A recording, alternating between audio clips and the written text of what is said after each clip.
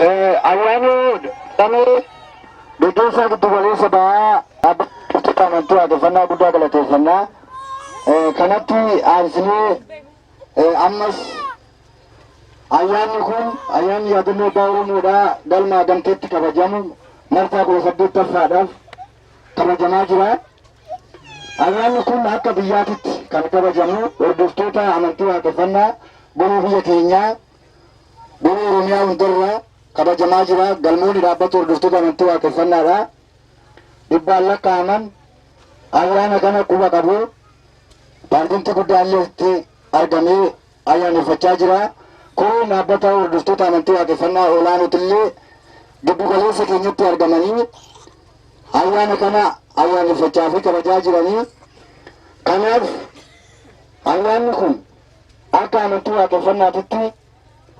waggaa dheeraa lakkoofsisuudhaan erga qaamni seerummaa akka amantii waaqeffannaatti argame asillee waaqeffattoonni irratti olaanaa keenyaa baay'een isaan galateeffadha. Akkasumas immoo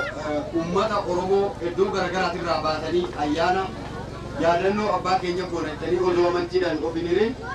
odoo kutaadhaan hin qoodamin kan amantii garaagaraa qabdanis haa ta'u kan amantii warra abbaa Oromoo kaleessa waaqeffannaa ofirraa qabdanis haa ta'u hundi keessan hirmaannaa barbaachisaa ta'u gootanii wareegama barbaachisaa ta'u kafaltanii yaadannoo abbaa Oromoo yookaan immoo dhaloota kan Booranaa fi Bareentoo kanaaf jettanii asitti argamuu keessaniif akka dhaloota keessaniititti akka obboleessa keessaniitittis akka ilma keessaniitittis anan abbaa ta'uuf osoo jiraate immoo akka abbaatittis isinan galateeffadha. Ammallee immoo namoonni asitti argaman hundi isaaniitu warra of ta'e akka ta'anittiin beekaa jechuudha. Kana jechuun kiyyaa amantii fedhe keessallee jiraatee namni asitti argame guyyaa ammaatirraa ayyaantummaa dhaloota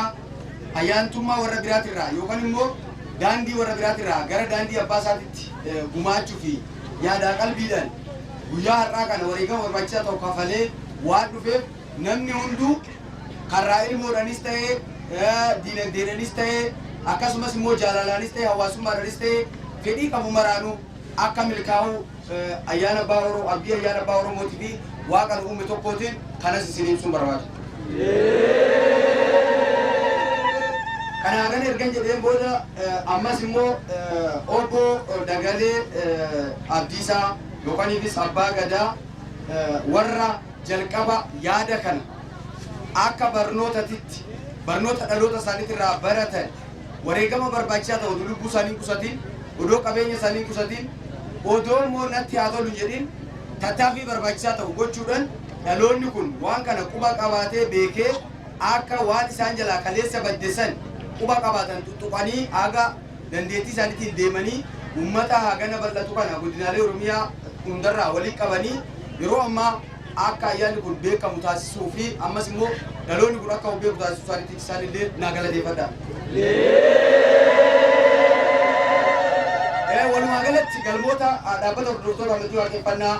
kan bakka bu'oota isaaniitiin hirmaatan harki caalan isaanii akkasumas immoo koreewwan keenyaa fi jaarsolii naannoo kanaatti fi qindeessitoota ayyaana kanaa hundumaa nu galatoomaan isin jira. Kanatti aansuudhaan immoo akkuma beekamu uummanni Oromoo maal dhabe yookaan uummanni Oromoo maal dhabe yeroo jedhamu yeroo baay'ee walta'ii dhabee jedhanii namni walta'ii kana maaliif dhaba jedhamee gaafatamu namni baay'een waan namaan qajeelfamuuf kan jedhuun jira waan bal'ina qabuuf kan jedhuun jira afaan isaa keessatti xiqqoo loqota waan qabuuf namni jedhuun jira amantii garaagaraa waan hordofuuf namni jedhuun jira. Dhaloonni akka diinagdee ofiititti fuula garagala dhaloonni akka dhalootatti garagala dhaloonni akka walitti garagala yookaan wal beeku wal dhaga'u ni taasisa abdii jedhamuun yeroo gabaabaa keessatti dhaabbanni hordoftoota amantii waaqeffannaa odoon hundaa'in dura ayyaanni kun kabajamuudhaan aluma ayyaanni kun irra deddeebiidhaan kabajamuun uummanni kunis walitti dhufeenyi isaanii milkaa'inni isaanii wal jaalalli isaanii dabalaa dhufuu isaatiin yeroo ammaa kana kan akkuma argitan iddoo teessumaa bal'ina kana qabuun nuun guutamee dhaloota afaan tokko dubbatu dhaloota yaada tokko qabu dhaloota qalbii tokko qabuu fi dhaloota fedhii tokko qabuun argamuun isaa bu'aa ayyaantummaa yookaan immoo ayyaantummaa abbaa Oromoo kan yaadannoo warra abbaa Oromoo kana gurgurachuudha. Kanaaf nulleen akka dhaabbata hordoftoota amantii waaqeffannaatitti waaqeffataa qofa osoo hin taane yookaan immoo warra amantii duudhaa Oromoo kan hordofu qofa osoo hin taane akkuma waliigala biyyattiitti namni Oromoo ta'e Oromoo irraa dhalate kamuu guyyaa yaadannoo warra abbaa Oromoo gaafa 18 fi gaafa 19 kabajamu kana iddoo jirutti akka kabajamuuf dhaabbanni keenya akka sirna ittiin bulmaata isaatii fi akka heera ittiin bulmaata biyyattii kanaatiin aangoo qabuun murtii kana dabarsuudhaan yeroo ammaa kana agamtii qofatti osoo hin ta'in namni Oromoo ta'e warri barnoota kana barate baarras kan jiru dhiyaarras kan jiru bakka jirutti ayyaana kana kabajaa jiraachuudha. Kun immoo ofuun duratti maal nu argachiisa yookaan jennu ayyaantummaa nuti tanaan dura dhabne wal beekummaa nuti tanaan dura dhabne wal jaalala nuti tanaan dura dhabne tokkummaa nuti tanaan dura dhabne san deebisee ayyaanni isaanii warri lafa kana jala jirsu nu argachiisaa jechuudha. Kunis maaliif barbaachisa yookaan jenne nuti Oromoodhaaf hin jenne guyyaa irraa nuti sirna gadaa qabnuuf hin jenna nuti afaan Oromoo boonsaa qabnuuf hin jenna nuti afoola garaagaraa boonsaa qabna jenna biyya akkasii miidhagduu irra qubannee jirra jenna. Wantoota kana maal irraa dhaallee kan jedhudha jechuudha. Waan kana qabeenya kana eenyu irraa dhaallee horii nuti har'a madaqsineeti warri keenya kan madaqsanitti dhufne malee ofii keenya madaqsine mukkeen biyya kana jiru kaaniin odaa kaaniin doddotii kaaniin ittacha kaaniin qilxuu jennee maqaa kana kan moggaase abboota keenya jechuudha kan akka nuti maqaa kana yaamnu godhu maqaa nuti har'a ittiin of yaamnulleen akkaataa beekumsa isaaniitiin kan qindeessee lafa kaa'ee isaanii jechuudha. Sirna gadaa nuti har'a ittiin boonnu kanas addunyaa irratti nu odoo hin ta'in kan tumee lafa nu kaa'ee warra har'a lubbuun hin jirre nuyi lafa kana irratti nu dhiifatan kana jechuudha. Qabeenyi nuti qabnuu fi lafee fi foon keenya dhiigni keenya hundisaa kan isaaniiti jechuudha. Walumaa galatti wanni addunyaa kanarra jiru lafa bal'oo badhaatu laggeen babbareedaa fi akkasumas bosona babbareedaa fi namoota bifa miidhagoo fi afaan miidhagaa qaban kana hundaa kan horate abboota keenya kalee dabarsan waan ta'eef isaan sun yaadatamuu waan qabaniif isaan sun lubbuu isaaniitiin du'an malee akkaataa ilaalcha uummata Oromootiin itti amantummaa kanaafuu aabbisu haa ta'uuti immoo yaadannoo dhajaamee haa qabamu maleedha. Kanaaf furmaanni isaa maal ta'a? Guyyaa takka walitti qabamuu kanarraa maaltu dhaloota kana deebisee ijaaraa? Irra jireessa asitti argamu manguddoonis akkuma jiru ta'e dargaggoota boru abdii uummata kanaa ta'an waan kana dhaaluu danda'an deebisanii ijaaruu danda'an.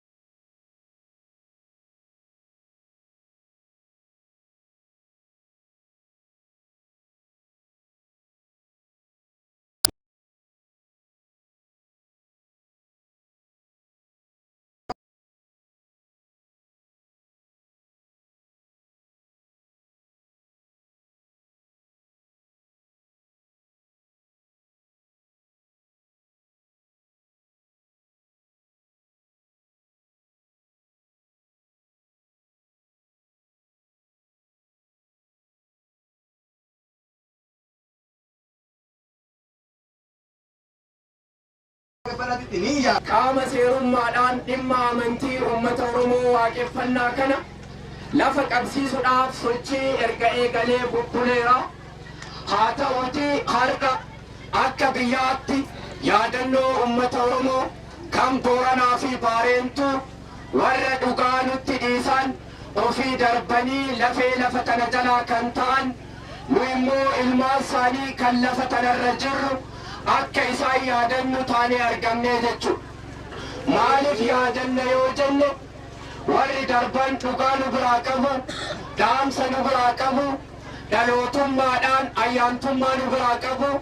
ayyaantummaa isaanii sun akka nu bira jiraatu,